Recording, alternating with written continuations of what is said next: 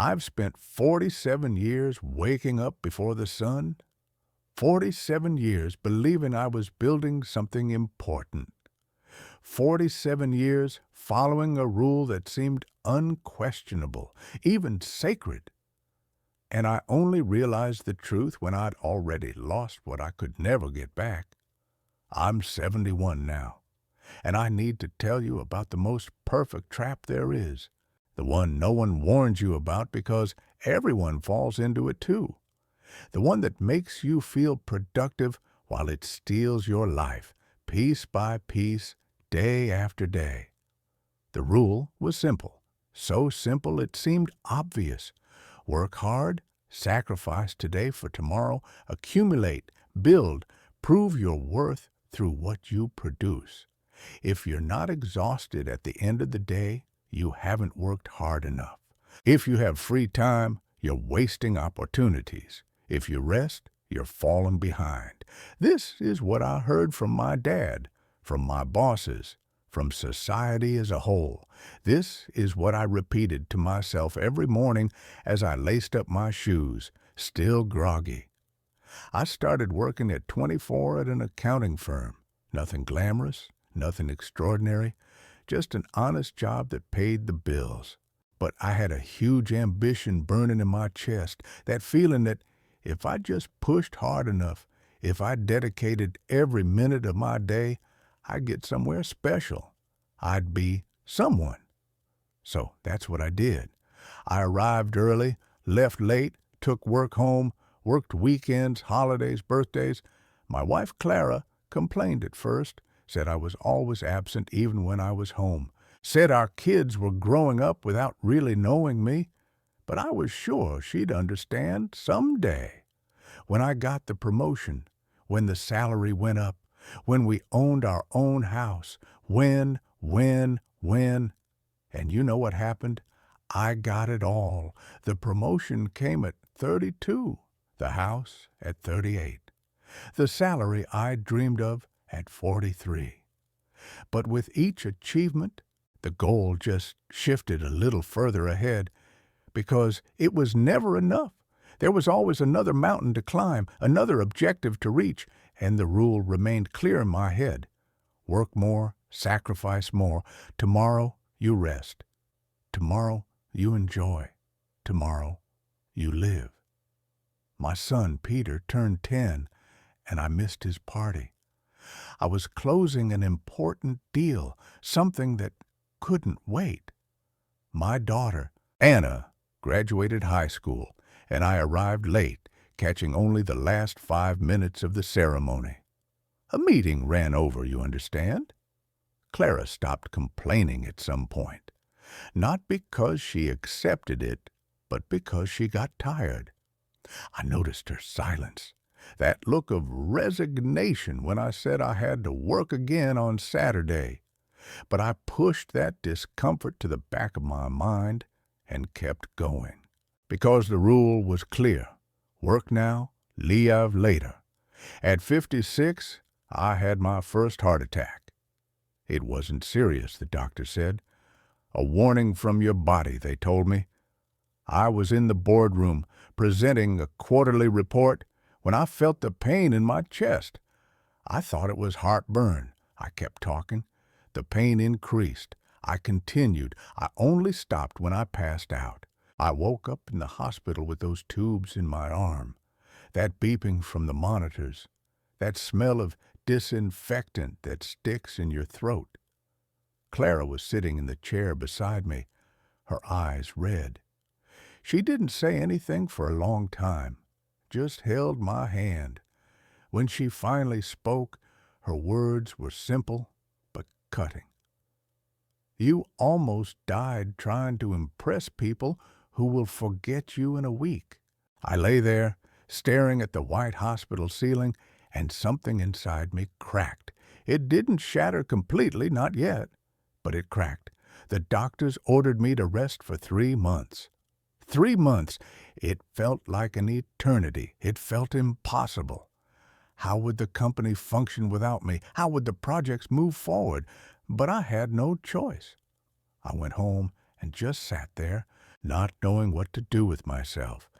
And you know what happened at the company? Nothing. Absolutely nothing changed. The projects continued. The meetings happened. The work flowed. They replaced me in 2 days, and no one seemed to notice much of a difference.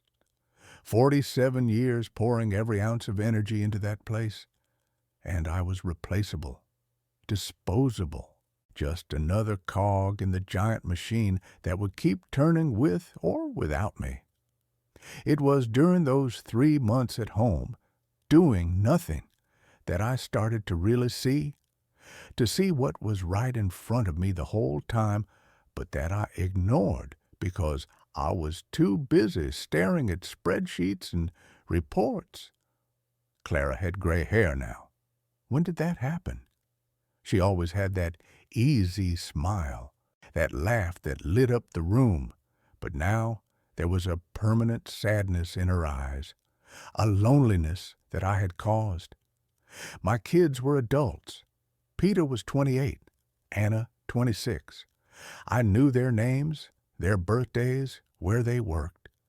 But I didn't truly know them. I didn't know their fears, their dreams, what made them laugh until their sides hurt. I tried to talk to Peter one afternoon. He'd come to visit, something he did more out of obligation than desire, I could tell. I asked about his life, his job, if he was happy. He looked at me with an expression I'll never forget, a mixture of surprise and something that felt like old, stored-up anger. He gave me the basics, those short, polite sentences you use with acquaintances, not your own father. When he left, Clara said something that destroyed me. He doesn't know how to talk to you because you were never present to teach him how. You were a figure who arrived late, tired, who lectured when grades were bad, but was never there for the important moments. You were an absence with a paycheck. Every word was a stab, but they were truths. Truths I had avoided looking at for decades because the rule said I was doing the right thing. The rule said sacrifice today meant happiness tomorrow. The rule promised it would all be worth it in the end. And you know what hurts the most? Realizing I'm not alone, that there are thousands, maybe millions of people right now doing the exact same thing, following the same rule, believing the same lie. You're following it too, aren't you? Telling yourself you'll enjoy yourself more when you get that promotion, when the project finishes, when things calm down. Tell me here in the comments, do you also feel like you're always postponing life? You can just write, I'm postponing because, and complete it. Because when we put it into words, when we admit it out loud, maybe it's the first step to waking up. And your comment might make someone else realize they're not alone in this endless race. So tell me, what are you postponing? I went back to work after the 3 months, but something had shifted inside me. That crack that started in the hospital had spread. I'd look at the endless meetings, the infinite spreadsheets, the emails that never stopped coming, and think, what for? What's the point of it all? What's the prize I'm chasing? I started questioning the rule that had guided my entire life, and the more I questioned, the more I saw the lies embedded within it. The first lie is that hard work automatically leads to happiness. It doesn't. It might lead to money, it might lead to status, it might lead to a bigger house or a nicer car. But happiness? Happiness comes from things the rule teaches you to ignore. It comes from sitting on the porch, sipping coffee with your wife, no rush. It comes from really knowing your kids, from being present for their small victories and defeats. It comes from having friends you see regularly, not just once a year when you can Squeeze them into your schedule. It comes from hobbies you nurture, books you read, walks you take without thinking about productivity. The second lie is that you have time, that tomorrow is guaranteed. That later is a real option. It's not. My best friend from college, Ricardo, died at 62 from a sudden cancer. From diagnosis to death was 4 months. 4 months. He had just retired. He had plans to travel with his wife, to see Europe, to finally learn to play the guitar like he always wanted. He spent 40 years waiting for the right moment. The right moment never came. He died in a hospital bed, surrounded by regrets the size of mountains. I remember the last conversation we had. He held my hand with a strength that didn't seem possible for someone so frail and said, "Don't wait. Don't make my mistake. Live now while you still can." The third lie is that professional success defines your worth as a person. This is perhaps the cruelest, because society as a whole conspires to reinforce this idea. When you meet someone new, the first question is always, "What do you do?"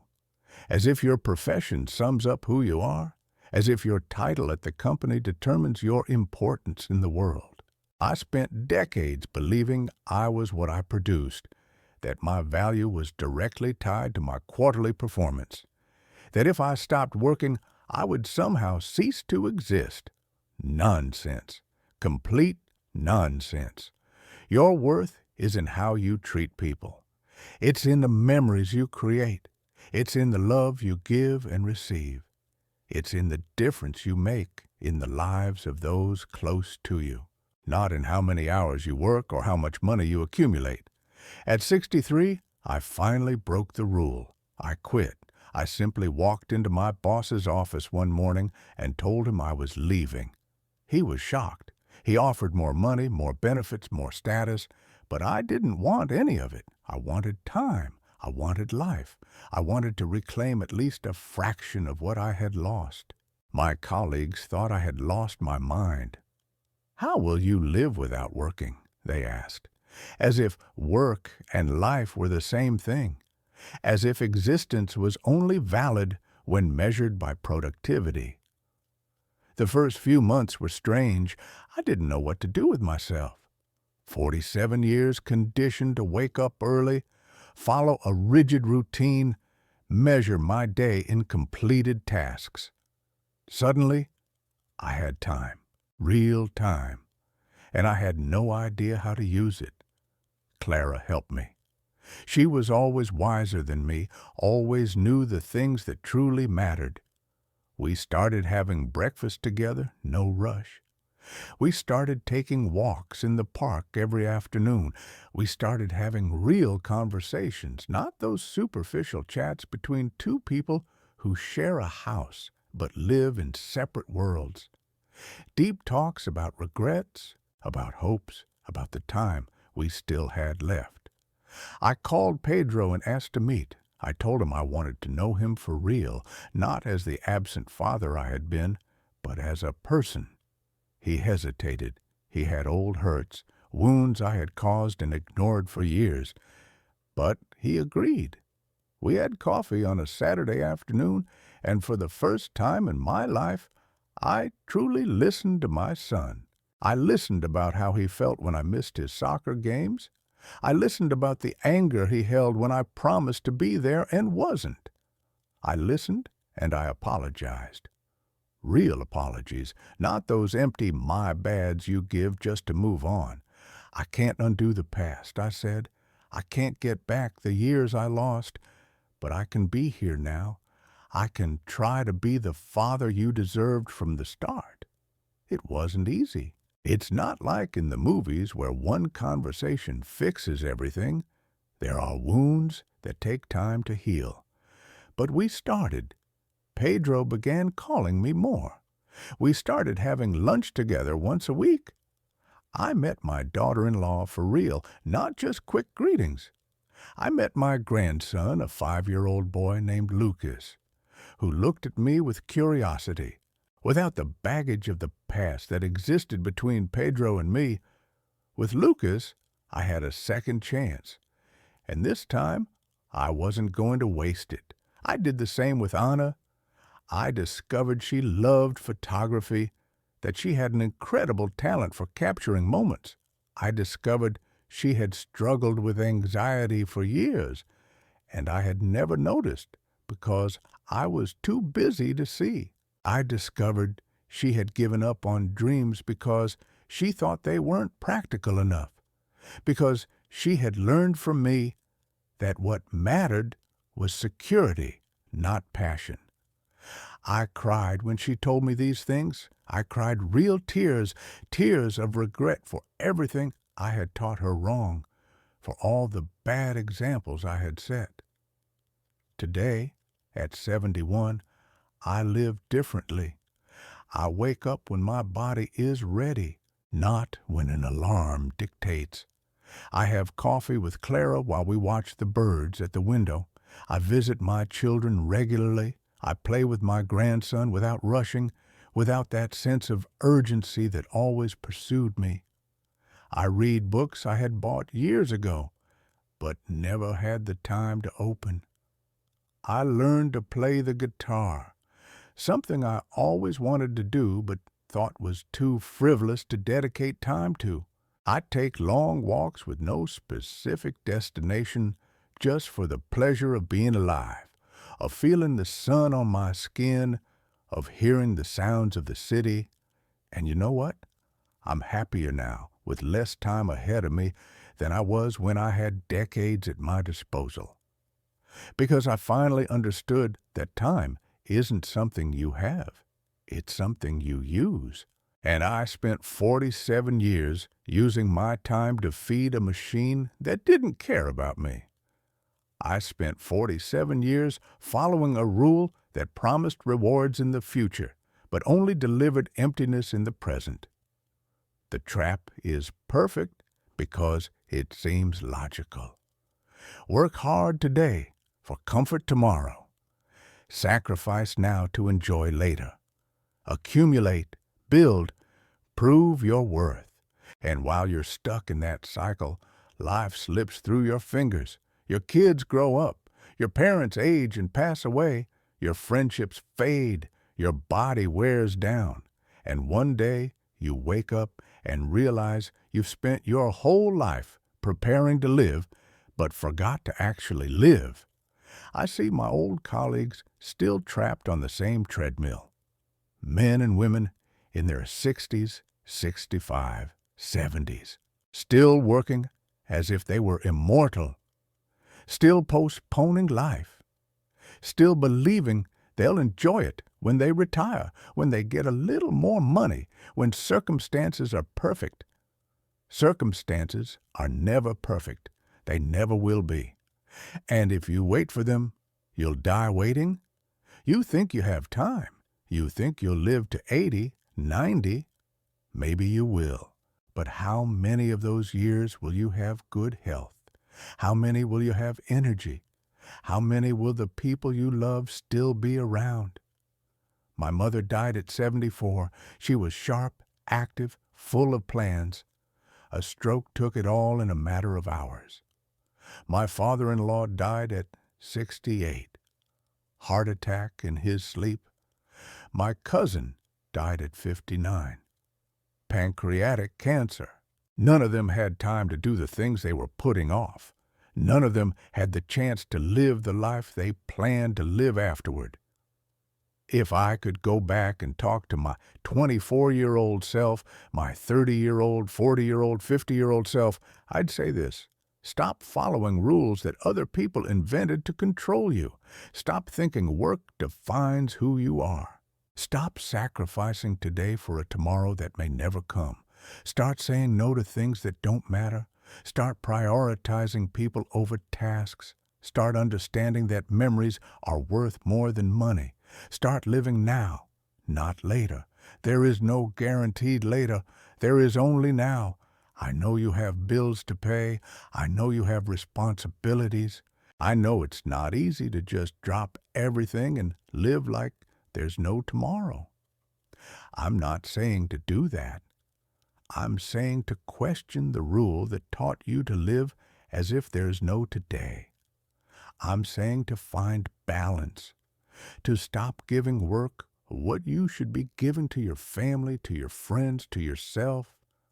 I'm saying look honestly at your life and ask, am I truly living or just going through the motions? Because the most painful truth I've learned is this. In the end, when you're lying in a hospital bed or a wheelchair or just too old to do the things you always wanted to do, you won't regret the promotions you didn't get. You won't regret the emails you didn't answer. You won't regret the meetings you missed. You'll regret the hugs you didn't give, the conversations you didn't have, the trips you postponed, the time you didn't spend with those you love. You'll regret following the rule instead of breaking it.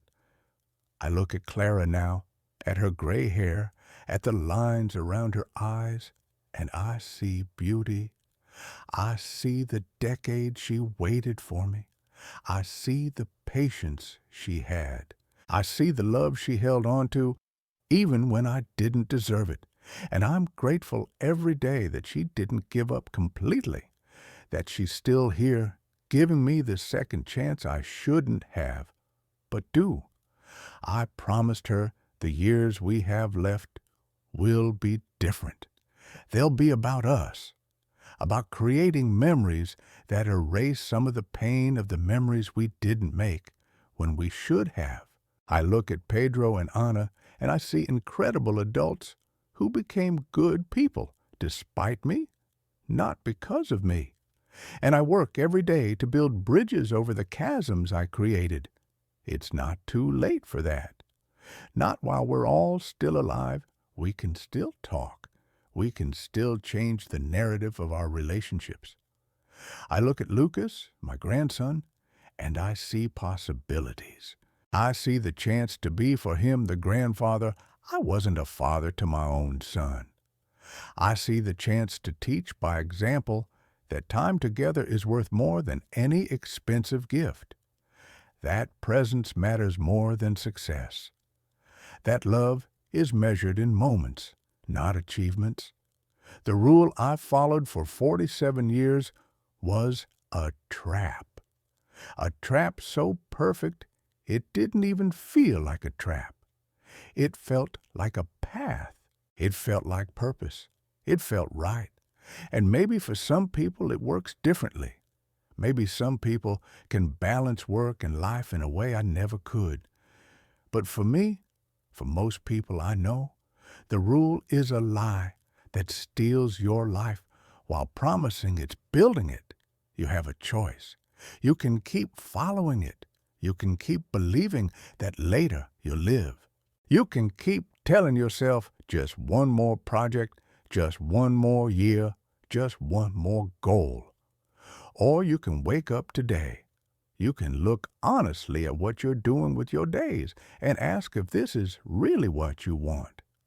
You can start breaking the rule piece by piece, choice by choice. You can start living now with all the imperfections and uncertainties that come with it. I'm not saying it will be easy. Breaking the rule means facing judgment.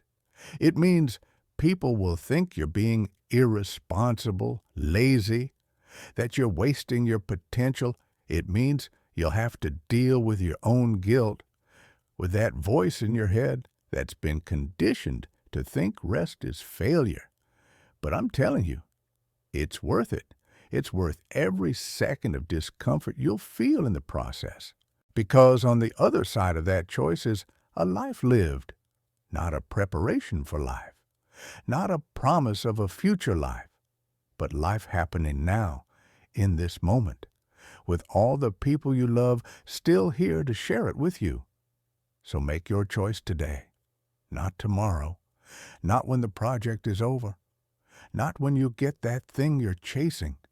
Today, call someone you love and tell them you love them.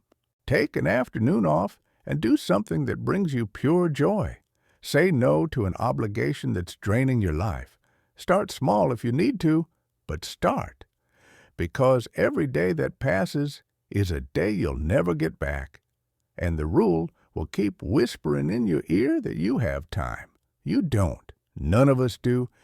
If you made it this far, if you listened to my story to the end, it's because something inside you recognizes the truth of what I'm saying.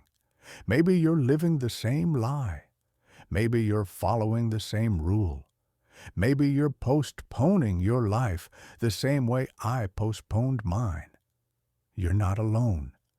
This channel exists for people like you. People who are starting to question, to wake up, to realize that something is very wrong with the way we've been taught to live.